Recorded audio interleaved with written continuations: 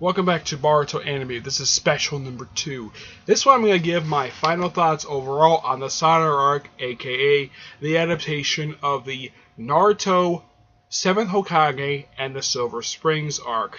Despite the fact there's barely any springs in it, there's one scene of it in here. Yeah, basically my overall thoughts. Now, so I'm thinking, why couldn't I have done this with the Ghost arc? Because it wasn't necessary, because, well, I kind of gave my overall thoughts in the last part of it. You'll notice that this one was important because it's an adaptation of an actual 10-part miniseries. Which, by the way, Kishimoto did after he concluded the manga in 2014. Which I recently got that done. I did my own review of my final thoughts on the whole entire manga itself. Now, as for the adaptation itself, the adaptation sticks very faithful. It's very faithful to the source material, and it sticks pretty close to it with some additions, like the whole scene of basically Sakura going to the library researching the Uchiha clan. Yeah. And I love the fact that Sakura actually does something in an actual story. I would say this is the first time she's done anything really major since, I don't know, since toward the end of the 4th grade ninja war, because throughout the, let's say, the whole thing off the last, she did a little bit in there. She did something, but not big noteworthy. And also, this is the first time since the Kazekage Archivo arc that she actually has fought one of the villains of the arc. Or let's say in this one, the main villain, and winning. Yeah, she won. Because most of the time, it's Naruto who kicks the villain's ass. That's what happens most of the time in the series. I mean, Sasuke has defeated, 2 people the whole series? Basically, Orochimaru. He killed him, though he later came back. And Deidara. And he also killed Danzo. So basically, he's indirectly and indirectly responsible for the death of 3 characters in the series, though bringing back one of them. Sakura, on the other hand, has only killed off 2 people the whole series. First was Sasori the Red Sand, and of course, the original Shin Uchiha. Yeah, she's the one who basically defeated him, because most of the time it's Naruto who beats him. Yep, that's what it is most of the time. There were minor nitpicks I have it, this is something that I'm kind of thinking maybe the anime maybe will explain this, or at least have Naruto explain to Sakura about the whole thing with Kurama. But as far as I know, his name is never referenced the whole time. Yeah, he's never mentioned. His name is never said, but he's seen twice the whole entire arc, which is fine. And I know some people are probably like, okay, the series is called Boruto Naruto Next Generation, so it's focused on Boruto, and yeah, Boruto shows up in the 1st episode and the 5th episode of this arc. Yeah, that I didn't have a problem with the fact, because in the manga, she made a brief appearance at the start of it, and he disappeared and wasn't seen again. But there's other things I had a problem with it, why couldn't Naruto tell Sakura, about his arm? Which, by the way, I don't think anybody's ever mentioned anything about Naruto's arm. I mean, yeah, people who have read the manga and watched the 20th season of the show know for a fact that he lost the arm during a fight during his big battle with Sasuke. And does Sasuke bother to mention of why the heck mention his daughter, hey, my arm is missing and I lost it with a battle with him? Nope, that is never mentioned at all. The whole thing with arm is never mentioned. Heck, Sakura doesn't even question the fact, she's surprised that Naruto is able to walk off being stabbed with a sword, and yet, he doesn't bother to explain, yeah, I have my healing, that I heal quicker than other people. Yeah, he doesn't bother to explain that. I mean, the only time that's ever mentioned at all on screen was during the tuning exams. That's it, just the tuning exams. Though that was the 3rd arc of the series, though awesome arc. It was during the preliminaries they brought it up. Excuse me. But as for the whole thing of him being able to walk out a stab wound, as a matter of fact, one thing I do praise for his continuity is the fact that his shirt still has that cut in it. Yeah, by the end, it still has a cut in it. Or, also, and this is a complaint I had for the last episode of season 20 when Sasuke was mission. And Jeremy didn't think it was necessary, but my friend Edgar does agree with me on this. Sasuke should have kissed Sakura. Yeah, he should have kissed her. And yet he's never kissed her the whole time. Yet the only characters who have ever made out the screen the entire time, the whole entirety of Naruto, is Naruto and Hinata. That's it. Though Naruto did get kissed by a villain in a filler arc. Female villain who he killed anyways. Because she wanted to kiss him so badly because she wanted his chakra. Though she did not know anything about Kurama in his body. Yeah. Though, I think a lot of people were expecting it this time.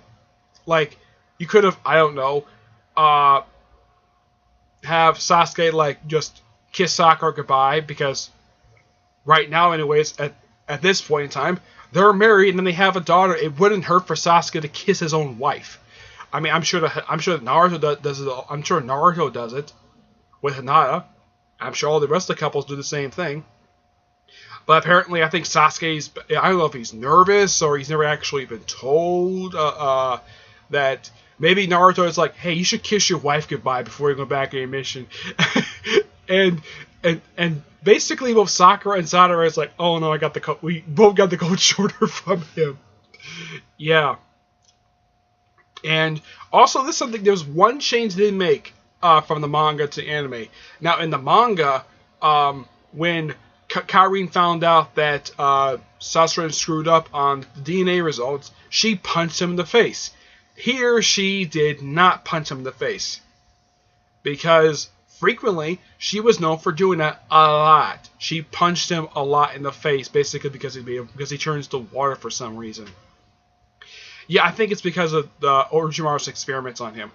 But, and also, this is something that I think a lot of people have had major complaints with Kishimoto about. Why hasn't Karin ever met Naruto? They're both from the same freaking clan, and yet these two have never met on screen. And yet I was really hoping that maybe she was there seen with Naruto. I mean, the only thing that comes close to it was when she was briefly captured at the end of during the prelude to the Fourth Great Ninja War. That's the only time I could think of they could have been on screen together the entire time. But overall, these two have never met, despite the fact they're both clansmen. They're both from the same freaking clan. And yet these two have never met on screen. And yet, Naruto's never asked Orochimaru, like, hey, what can you tell me about this woman? And why does she have the same hair as my mother? I'm like, simple magic as that. Could have done that, but this is just a minor thing. Also, I want to talk about the whole thing with more stuff with Sakura. Now, a lot of people, or at least certain people, including the creator's own wife, really wanted Sakura to end up with Naruto. I'm of the mindset that who he ended up with, which is Hinata, that's fine, because that's a perfect relationship. Because it's something that's been built upon the whole entire series. Kishimoto built up this relationship for years. And him from a relationship with Sakura, a woman who frequently beat him up because he was a jerk, that would make no sense at all. Though people sometimes think that Luffy and Nami should end up in a relationship, despite the fact she beats him up too, for being an idiot. Not the same thing in Bleach. Yeah, Ichigo does not get beat up by Rukia that much. At all. Even I read in the manga, I think she hits him maybe a few times, but not as much as, let's say, Naruto gets beaten up by Sakura, or Luffy gets beaten up by Nami. Yeah, she beats him nearly to a pulp a few times. Yeah. But as for who she ended up with, that's fine. I didn't have a problem with the fact she ended up with Sasuke, despite the fact that it's considered to be one of the worst couples in anime. Watchmodo did a top 10 worst couples in anime, and Sakura and Sasuke made I think they were numbered like number 3 on that list. Yeah, because she wants a relationship with Sasuke, who the only thing that she's interested about the fact that she's cool, and the fact that he's been attracted to at least 3 women in the whole series have attracted him. Aside from Sakura, Ino had a thing for him, so did Karin. The whole time, though, Ino got over that, and so has Karin. All she wants is Sasuke to be happy. That's it. She's not interested in being with him anyways. Despite the fact, yeah, she still has feelings for the guy, but she just wants him to be happy. Fine. But the only reason people think he's a terrible husband, one thing, he's a neglectful husband. He's a terrible father because basically he spends most of the time traveling instead of basically spending time with his own freaking daughter. I mean, I think the whole time that she's been around, she's only like interacted maybe a couple times. I mean, this arc is the first time she's ever met him, because it's shown in the flashback that right after she was born, he went back out on his journey. Yep, he went back to traveling right after she was born. Yep. Yeah. And yet, when she interacts with him in the Boruto film, they're perfectly fine. She has no problem with him traveling at all. Though, there is one thing that I think that should have been explained, that Naruto should have told Sarada why he's traveling. Now, it's just showing in a flashback that the reason why he's traveling, not only to seek redemption, but also search for traces of Kagyo, the demon, the rabbit demon goddess that he and Naruto fought toward the end of the Fourth Great Ninja War. Find any traces of her, basically, people where she came from, and just eliminate them. That's really what his job is, basically, while he's traveling. Though I keep wondering, though, where does he get his money from? Excuse me. How does he live with all this? Like where does he get his money from? Though one theory is that he probably still has money from basically the clan budget. He probably, because the clan is no longer around anymore, so that he probably has a very extensive bank account. This is just my theory, anyways. That he has an extensive bank account, which basically is money, basically, from everybody who was part of the Uchiha clan, basically because he was the only survivor. He gets all the money from the clan that everybody had. He gets all the money. That's probably where he's getting all of his funds from for all his traveling. That's probably where he's getting it from. As for how the money gets to him, my guess is it's probably through being mailed, though he does have a cell phone, though he doesn't bother to call his own daughter at all. Though they kind of explain the reason why he doesn't, because there's not enough areas around that has the ability to charge his phone. That is one excuse of why he doesn't talk to his daughter at all. Nope. But also, this is something that's never explained. Toward the end, looks like that Sakura, Sasuke, and Sarada are in like some room. I highly doubt it's their house, because Sakura destroyed it by accident at the start of the arc. I highly doubt it was built that quickly. So, at some point, she must have been given a new apartment. As for when, that is never explained. At all. I'm sure a lot of people have been basically questioning, it's like, what is this new place that apparently Sakura, Sasuke, and that the Uchiha family basically has now? Who knows? Though some people are probably curious, like, why is Sakura wearing the Uchiha clan crest on the back of her clothes? Simple. Because she married an Uchiha. She has every right to wear that. Yeah, she has every right to wear that. And the whole thing with Karin, her having the same glasses, my guess is because she probably mixed some of her chakra into Sakura a little bit, basically to get the whole thing with the eyes. That's just my theory, anyways. That she might have done that because it's explained that she was a midwife and she assisted Sakura in delivery of Sarada, anyways. Though I have heard that Sakura is going to become a parent again. She's going to have a boy, and Sakura is going to be having her child soon. As for when, that has not been told, but I have seen pictures of the fact that Sakura is going to become a parent again by having another child, basically a boy. As for when it's going to happen, no one knows. Okay?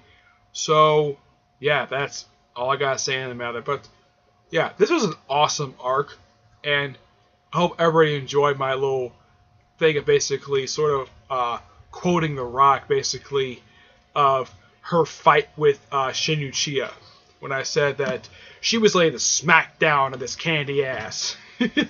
Yeah, I hope everybody enjoyed that. Okay, so that's it for this special. I don't know if there'll be another special. There might be another one, but who knows? It just depends on how I feel about it. But I only did this one because I wanted to talk about this one.